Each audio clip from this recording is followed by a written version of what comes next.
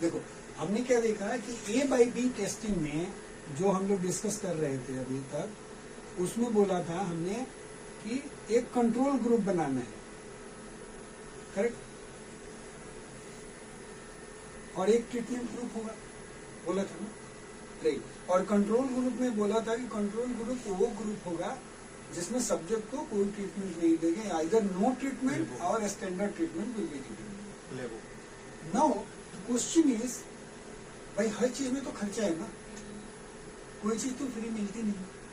Control group के लिए specially nuclear medicine में या मेडिकल रिसर्च में इकट्ठा करना, सब्जेक्ट इकट्ठा करना, किसी को वॉलंटियर कर लेना कि भाई तुम कंट्रोल बन जाओ मेरे लिए, इतना इजी तो है नहीं कि एक बार पेट स्कैन करवा लो यार, कंट्रोल बन जाओ ब्रेन का, मुझे स्टडी करना है। कितने लोग तैयार होंगे?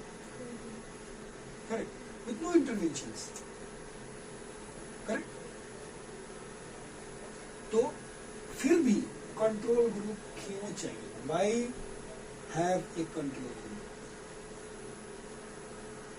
That is the question. ये अंडरस्टैंडिंग जरूरी है, क्योंकि जब आपको इस बात की अंडरस्टैंडिंग होगी कि कंट्रोल ग्रुप क्यों चाहिए, तो कोई भी रिसर्च करोगे आप कंट्रोल बनाओगे, करेक्ट। पहला चीज negative point, without control group, यदि आपके पास कंट्रोल ग्रुप नहीं है तो then what is going to happen? First, so without control group कोई एश्योरेंस नहीं है, there is no assurance that the other things are equal and that the any difference is really due to treatment or by chance. ये नहीं पता कर सकते. What does it mean? Without control group there is no assurance other things are equal. मतलब कि जो भी मान लो कि दो ग्रुप का, मेडिकल में आपको बिल्कुल क्लियर हो जाएगा, एक कंट्रोल ग्रुप है, राइट, सेम एज ग्रुप का लोगे, सेम एज ग्रुप को ही तो ट्रीटमेंट दे रहे हो, तो सारा चीज सेम करते हैं, सिमिलर। जैसे इतने से इतने एज के लोग जिनको ट्रीटमेंट नहीं दिया, सेम एज का ट्रीटमेंट नहीं दिया, सेम ही खाना पीना खाते थे, सेम रीजन से आते थे, सब कुछ सिमिलर करते हो, all other things are equal, तब हमने एक ग्रुप को ट्रीटमेंट दिया और एक ग्रुप को दूसरा ट्रीटमेंट दिया, तब हम डिफरेंस देख रहे हैं। तो all other things are equal, वो कंट्रोल होता है, कंट्रोल ग्रुप बनाते हैं।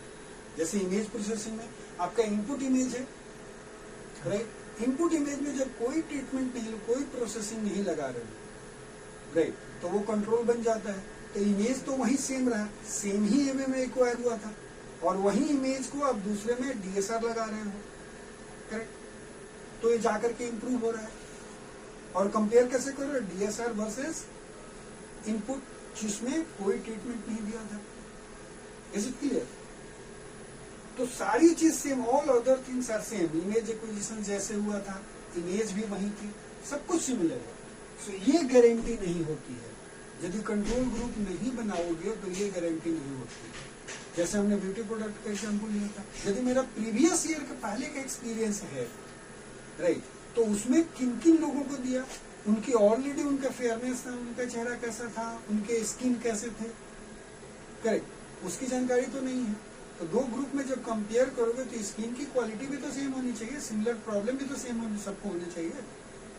वो सेम बनाना, ऑल अदर थिंग्स इक्वल करना, वो पॉसिबल नहीं है। तो यदि वो पॉसिबल नहीं है तो क्या होगा? एनी डिफरेंस, जो भी डिफरेंस आ रहा है रिजल्ट में, वो बाई चांस आ रहा है या ट्रीटमेंट से आ रहा है, वो एश्योर करने का कोई तरीका नहीं है। And that's why we need to have the control group. जब भी आप कंट्रोल ग्रुप बनाओगे तो उसमें क्या करते हैं?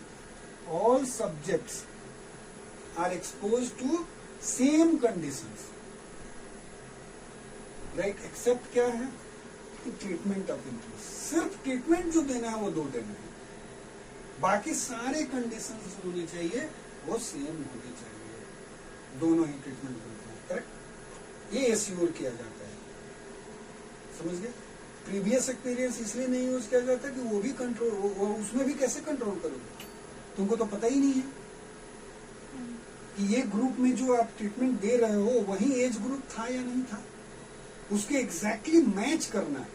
As wise match, sex wise matched, weight wise matched, other were food wise दोनों के फूड हैबिट सेम थी, तो ये सारे मैचिंग कैसे करोगे? नहीं कर सकते, राइट? इसलिए कंट्रोल ग्रुप बनाना जरूरी है, करेक्ट? रिसर्च में नेक्स्ट कॉन्सेप्ट आता है ब्लाइंडिंग इन द स्टडीज। और ब्लाइंडिंग जो होती है वो दो तरीके से होती है। क्या? एक सिंगल ब्लाइंडिंग होती है और एक होती है double blinded studies. Single blinded studies और दूसरा double blinded studies. Single blinded study में क्या होता है? सिंगल ब्लाइंडेड स्टडी में ये होता है कि जो आप ट्रीटमेंट दे रहे हो दो ग्रुप तो आपने बना लिया, ए और बी तो बनाना ही बनाना है, लेकिन किसको कौन सा ट्रीटमेंट मिल रहा है, राइट, वो सब्जेक्ट को अवेयरनेस नहीं है। आप मेरी बात समझ रहे? जैसे मान लो कि मैंने बनाया कि एक प्लेसिबो दूंगा और एक को मेडिसिन दूंगा, राइट, और दोनों पानी की तरह ही है। अब आपको नहीं पता है कि मैं आपको प्लेसिबो दे रहा हूं कि मैं आपको एक्चुअल दवाई दे रहा हूं। Subject is not aware of कि what I am giving to them. दोनों ग्रुप में क्या दे रहे हैं उन लोगों को पता नहीं है, मुझे पता है, लेकिन सिंगल ब्लाइंडेड। समझिए? डबल ब्लाइंडेड में, राइट, मुझे भी पता नहीं है कि मैं किसको दे रहा हूं दवाई। हमको किसी ने दे दिया कि भाई ये दो दवाई है, लेकिन ये नहीं पता कि कौन सी प्लेसिबो है और कौन सा मेडिसिन है। तो नाइदर द फैसिलिटेटर और डॉक्टर जो दवाई दे रहा है और ना ही जो मेडिसिन रिसीव कर रहा है उसको भी पता नहीं है। Double blinded. सो दो तरह की स्टडी होती है, single blinded, double blinded. Okay, जो भी रिसर्च आएगा थर्ड चीज आती है getting permissions. Getting permissions means ethical clearance. बहुत सारी चीजें अनइथिकल भी हो सकती है, तो इसलिए हर इंस्टीट्यूट, हर रिसर्च प्रपोजल के लिए जहां पर भी रिसर्च होते हैं वहां पे एक इंस्टीट्यूट की अपनी रिव्यू कमेटी होती है जो इथिकल कंसिडर करती है कि whatever you are doing it is ethical और नॉट। करेक्ट?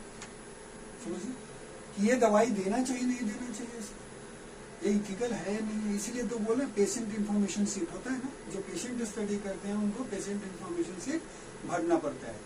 यदि कंट्रोल में उनको लेना है तो उसमें लिखा होता है कि मैंने कंट्रोल को बताया, सब कुछ बताया, उनसे साइन करके कॉन्सेंट करके लेकर के रखना होता है।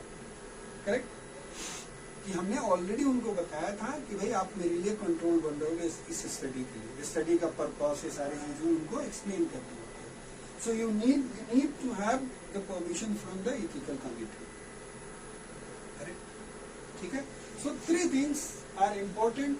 नाउ अभी तक जो कुछ भी हमने डिस्कस किया, राइट, इसके प्रीवियस लेक्चर में और अब आप अभी इस ड्यूरिंग दिस लेक्चर, उसका की पॉइंट जो 2 है, 2 आइडियाज हैं जो आपको याद रखने की चीजें हैं, which you must remember. Number 1 क्या है? सब्जेक्ट्स आर असाइन्ड टू 2 और more groups, right, that are treated exactly alike। समझिए? बोला ना कंट्रोल ग्रुप इसीलिए बनाना था, दोनों ग्रुप को एक्जैक्टली alike होना चाहिए, बिल्कुल एक जैसा होना चाहिए। Correct? Exactly alike except the treatment under the study differs from one to another. सिर्फ ट्रीटमेंट अलग अलग देना है, लेकिन जो कंडीशन जो होगा they should be treated exactly alike। और दूसरा पॉइंट याद रखने का क्या है? Ideally subjects are assigned randomly to the groups. अब ये भी नहीं, वो भी रैंडम होना चाहिए कि इसको इस ग्रुप में रखना है, इसको इस ग्रुप में रखना है। समझिए? वो किसी भी ग्रुप में जाए, इक्वल चांस होने चाहिए, रैंडमाइजेशन होना चाहिए। ये नहीं कि आपने देख लिया पहले से यार ये तो ज्यादा बीमार है तो इसको तो अच्छी वाली दवाई दे दो, और जो कम बीमार है उसको चलो प्लेसिबो दे दो, आइसिंग आ दो। No, it should not be like this. Other correct? वो भी उधर जा सकता है, ये भी जो ज्यादा बीमार है उसको भी प्लेसिबो मिल सकता है, तब जाके रैंडमाइजेशन होगा ना। तो सबके इक्वल प्रोबेबिलिटी होना चाहिए, equal chance of getting selected in either the group. So randomisation proper होना चाहिए, ठीक है।